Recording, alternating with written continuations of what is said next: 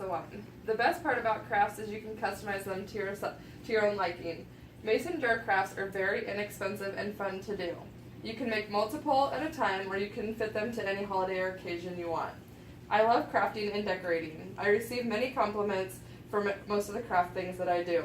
I make many of my own gifts that I give out for Christmas, birthdays, and anniversaries. So I conducted a research of crafting and spending time with friends in preparation of this speech. According to countryliving.com, studies show that crafting can reduce stress, increase happiness, and improve health. The same article also says when you are involved with creativity, they feel that we are living more fully during than the rest of our life. According to another site, HuffingtonPost.com, having strong social ties could help you live a longer, healthier life. Who needs any more reason than reducing stress to break out the crafting supplies? Do-it-yourself crafts are a fun and inexpensive way to decorate. Now I will take a few minutes to explain the process of the craft, and then I will demonstrate to you the entire process. Finally, I will share with you some variations to customize them. So let's begin with the supplies. You're going to need mason jars for as many as you want to make. You're going to need ribbon and paint, stencils. I'm using a stencil that I printed offline and cut it out myself. You're going to need Mod Podge, brushes or sponges, tape. I prefer to use double-sided, and candles or flameless tea lights. Now that you know the supplies, let's get moving.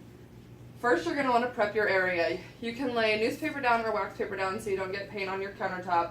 And Mod Podge is very hard to remove, so you may want to do that.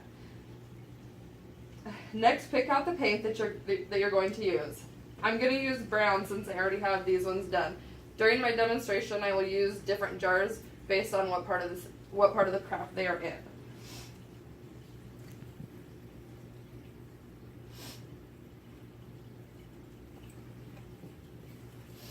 Pick out your paint and put it on a plate or something to make it easier to put it onto your jar. Next, hold your jar. Oh, gotta do the stencil. Take your stencil and your tape and place it onto your jar.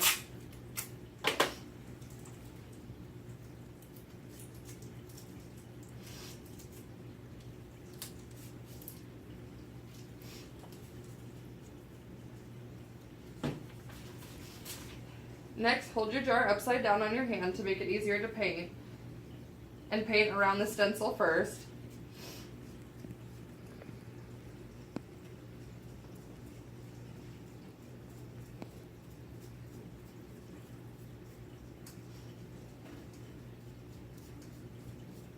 You may have to do more than one coat of paint depending on how dark you want it.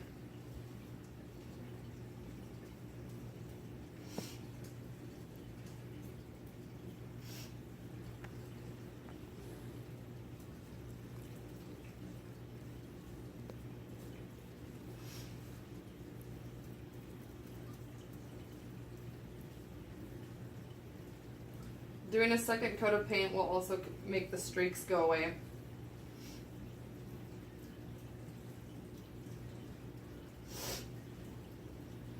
I used acrylic paint to paint this, but you could use spray paint or any other kind of paint. Now you're going to want to let that dry completely. I try to match the colors like I did the yellow, red, orange, and the brown, like your traditional fall colors. After this is dry, you're going to move on onto the Mod Podge. But first you're going to want to remove the stencil while it's wet to try to avoid peeling off the paint after it's dry.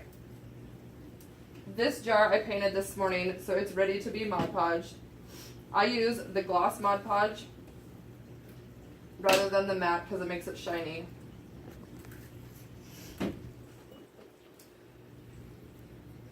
I apply the Mod Podge the same way that I do the paint, holding the jar upside down. As you're applying it, it looks like it's going on cloudy, but it will dry completely clear.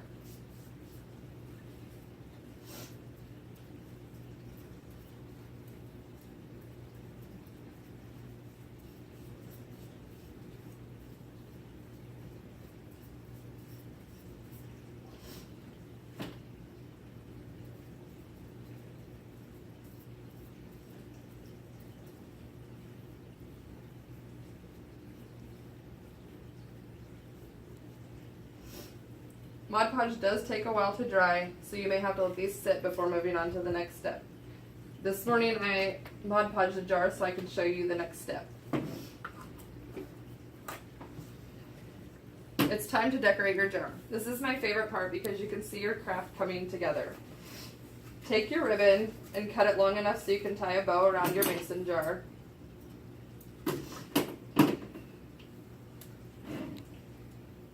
You could use a hot glue gun if you wanted to hold the ribbon in place, or so your bow doesn't come untied.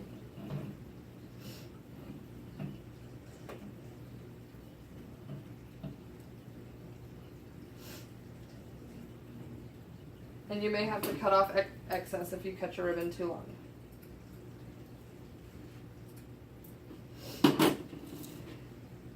Now it's time to fill the jar.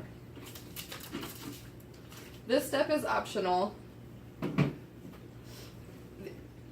You can use, I bought the flameless tea lights to put in my jars. You could use sand, pebbles, anything else, and an actual candle inside if you wanted.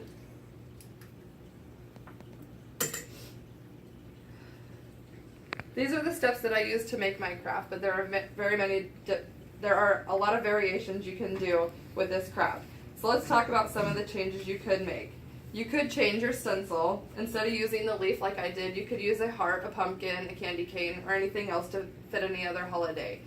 You could also use numbers or letters to do names, anniversaries, or anything else. You could change the size of jar. You could do bigger ones, smaller ones. You could do a variation. Or if you are going to use the flameless tea lights like I did, you could decorate the lid and then replace the lid onto the jar when you're done instead of just tying a bow around it. Or if you don't like the bow, you could also add a flower or another embellishment that looks well with your theme. So in conclusion, look at that. A simple but cute decoration. I shared with you the supplies that you will need to create these. I demonstrated the process of making the jars, and I suggested numerous variations. Now you just have to decide whether you're going to keep the beautiful jars or gift them to somebody.